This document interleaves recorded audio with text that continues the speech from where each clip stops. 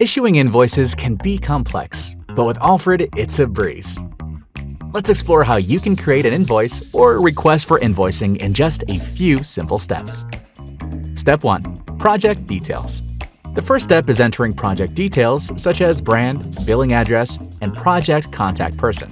Allfred automatically fills in data if the invoice is from the list of projects or project details, making it quick and easy. Step 2. Budget items. Next, select the budget items that you want to invoice along with the required amounts. Allfred allows you to edit these values with ease, ensuring you're billing accurately. Step 3. Invoice details. Finally, insert the invoice details. If you're a project manager, you'll be creating a request for invoicing, RFI. Your CFO will then review and issue the final invoice. It's that simple. Step 4. Submit for invoicing. Create an invoice.